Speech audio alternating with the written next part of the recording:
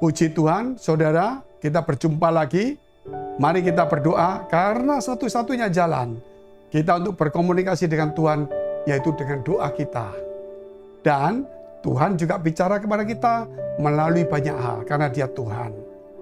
Oleh karena itu, jangan pergunakan kesempatan yang indah ini dengan sia-sia. Kita gunakan sebaik mungkin. Mari kita tunduk kepala, kita berdoa.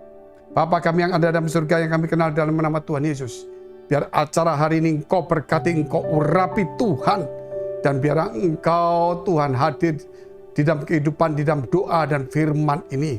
Supaya setiap kami Tuhan yang patah semangat, yang kehilangan harapan, yang dalam kepergumulan yang berat, yang penuh dengan air mata, hati yang remuk dan hancur, Tuhan, dan sakit yang begitu berat, dengan pergumulan keluarga, ekonomi, belum yang lainnya. Kiranya Tuhan, tidak ada yang mustahil bagi Tuhan dan bagi orang percaya. Bangunkan iman kami melalui doa-doa ini Tuhan, supaya kami meraih janji Tuhan. Di dalam nama Tuhan Yesus Kristus kami sudah mengucap syukur dan berdoa. Haleluya. Amin.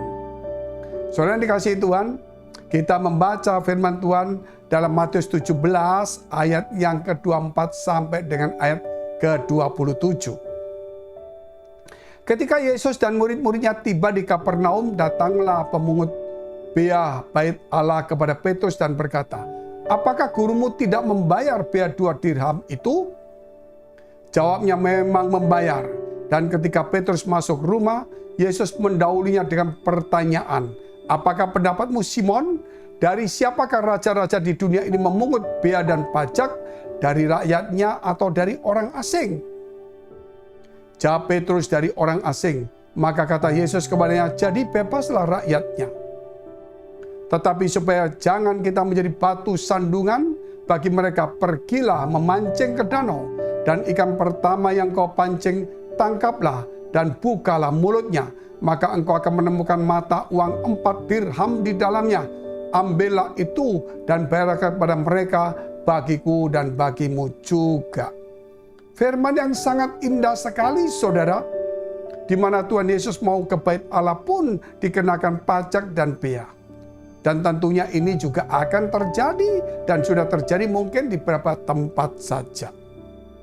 Tetapi apapun yang terjadi, Tuhan tidak mau menjadi batu sandungan. Tuhan ingin supaya kita tidak menjadi batu sandungan, walaupun hal itu tidak sepantasnya atau kurang tepat. Sehingga mujizat itu terjadi. Walaupun kita sebagai orang percaya, yang mungkin kita harus membayar lebih mahal. Sebagai orang percaya, mungkin kita kerja lebih keras atau dapat fasilitas lebih kecil. Tidak masalah. Justru disitulah Tuhan akan menopang kita dengan kuasa dan mujizatnya. Sehingga Tuhan berkata, "Simon, pancinglah ikan di danau. Tangkaplah ikan yang pertama. Bukalah mulutnya. Maka engkau akan mendapatkan 4 dirham uang itu, dan itulah engkau pakai untuk membayar engkau dan saya masuk ke rumah Allah ini." Dan kemudian mereka mendapatkannya. Dari sini kita melihat, saudara, bahwa banyak orang ingin menangkap ikan supaya dapat uang. Banyak orang ingin menangkap ikan supaya bisa kenyang. Tetapi kali ini Tuhan menangkap ikan, ikannya dilepas, uangnya ada di dalam. Jadi ikannya tidak dijual. Nah, inilah satu perenungan bagi kita hari ini. Jangan lagi, saudara, hari ini kehidupan kita ini hanya cuma memikirkan makanan saja. Tetapi juga jangan memikirkan soal uang saja. Karena orang menangkap ikan tujuannya bermacam-macam. Untuk mencari uang, menjual ikan itu, juga mungkin untuk makan dan sebagainya.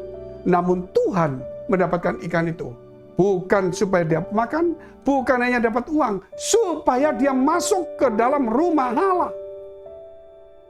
Ketika kita diberkati, saudara, bukan untuk makanan kita saja. Ketika kita diberkati, bukan mengumpulkan harta kita. Tapi ketika kita mendapatkan itu, saudara, kita harus untuk datang ke rumah Allah. Mungkin membutuhkan biaya perjalanan, mungkin membutuhkan pakaian, mungkin membutuhkan macam-macam, saudara. Oleh sebab itu, apa yang Tuhan berikan kepada kita, saudara, memang kita berhak untuk memakainya. Namun lebih daripada itu, kita harus memakainya untuk datang berjumpa dengan Tuhan seperti hari-hari seperti ini. Baik pagi maupun malam, kita memakainya untuk datang di hadarat Tuhan. Kita pergi, apalagi dengan seperti ini, kita tidak perlu membayar lagi. Tetapi yang pasti, ketika di dalam kesulitan kita, saudara, ketika kita masuk ke rumah Allah, ketika kita mengalami kesulitan tantangan, kita datang ke rumah Allah. Ketika kita mengalami gangguan persoalan yang begitu berat, kita datang ke rumah Allah. Ketika kita mau kehilangan kebahagiaan, dan mungkin ada begitu persoalan macam-macam penyakit, kita datang ke rumah Allah, dan disitulah kemudian Allah memerintahkan melalui firman-Nya. Sehingga, saudara, semua persoalan kita akan diselesaikan. Karena hubungan kita dengan Tuhan, dan firman-Nya turun kepada kita, sehingga perintahnya, saudara, itu luar biasa. Karena bagi Tuhan tidak ada yang mustahil. Luar biasa sekali, saudara. Orang kalau dapat ikan biasanya dia jual supaya dapat uang. Tetapi Tuhan enggak. Suruh mancing, dapat ikan, langsung di dalamnya ada uang. Ikannya dilepas. Bukan dijual, bukan dimakan. Luar biasa. Tuhan bisa memakai sarana segala sesuatu. Dengan hanya apa tujuan kita, Tuhan bisa memakai segala cara. Biarpun apa saja, saudara. Hari ini, sebagai umat percaya, percayalah, di sekelilingmu itu ada begitu banyak berkat yang tersembunyi. Di danau seperti itu, di ikan, mungkin di tempat lain, Tuhan bisa tahu sekelilingmu ada begitu berkat yang menanti, yang mengintip, yang menanti kita semuanya. Persoalannya satu, apakah kita datang kepada Tuhan? Ketika kita datang kepada Tuhan, maka sumber itu dibukakan. Lihat ke kiri, lihat ke kanan, sebalik mungkin begitu. Contoh kalau kita melihat bagaimana Petrus sepanjang hari dia mencari ikan tidak dapat. Maka Tuhan dari pantai berkata, apa yang kamu dapat? Tidak dapat. Tebarkan jalamu di, saudara. Ya, berarti sekeliling. Ketika dia tebarkan, dapat. Padahal dia keliling-keliling nggak dapat. Berkat itu tidak jauh. Berkat itu sejauh perkataan kita. Sebab itu dikatakan bahwa iman, firman iman itu tidak jauh. Ada di mulut kita. Sehingga saudara, setiap kata-kata kita itu adalah iman kita. Setiap pikiran kita adalah doa kita. Oleh sebab itu, jangan berkata-kata yang tidak menunjukkan iman kita. Jangan berpikir jahat, karena pikiran kita adalah doa kita. Sehingga saya tulis di dalam satu buku, saya juga ajarkan, yaitu tentang perkataan. Your word is your faith. Perkataanmu adalah imanmu. Your thought is your prayer. Pikiranmu adalah doamu. Sehingga pikiran kita menjadi bersih terus, positif terus. Pikiran yang betul-betul pikiran yang luar biasa. Demikian juga perkataan kita penuh dengan iman. Saudara, kalau perkataan kita hanya cuma doa tanpa iman, tidak akan berfungsi banyak. Perkataan kita harus iman. Sehingga apapun yang kita katakan, saudara, itu masuk. Karena pikiran kita juga adalah doa. Hari ini jangan berpikir ragu-ragu, jangan berpikir yang salah, jangan berpikir dengan ketakutan, jangan berpikir tidak mungkin. Mungkin. Karena itulah yang disebut tentang doamu. Hari ini praktekkan itu. Karena apa? Di sekelilingmu ada berkat yang mengintai, yang menanti saudara. Perkataan kita, pikiran kita. Dan Tuhan cukup katakan, kita, saudara, mendapatkan sesuatu yang tidak jauh dari hidup kita. Tuhan tidak suruh mencari kita jauh-jauh ke tempat lain. Di sekitar kita, dimanapun juga. Mungkin anak kita, saudara kita, itulah berkat yang tersembunyi. Kita harus membinanya dengan baik. Mari kita tunduk kepala, kita mau berdoa. Bapa di surga, terima kasih atas kebaikan Tuhan. Sucikan hati pikiran kami semuanya, supaya kami, Tuhan, boleh memakai kata-kata kami dengan iman. Supaya pikiran kami, Tuhan, menjadi suci. Supaya kami tidak melihat persoalan kami, tetapi kami boleh memikirkan hal yang baik.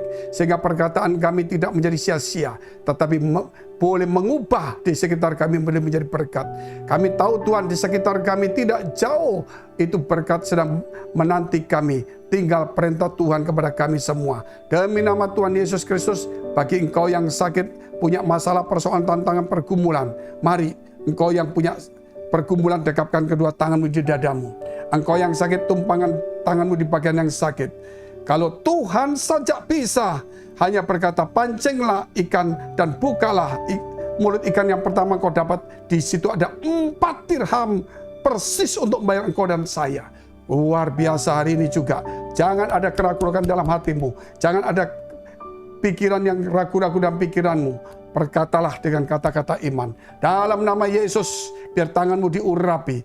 Biar segalanya Tuhan memulihkan hidupmu, masa depanmu, pengharapanmu. Demi nama Yesus, penyakitmu menjadi sembuh dalam nama Yesus. Haleluya.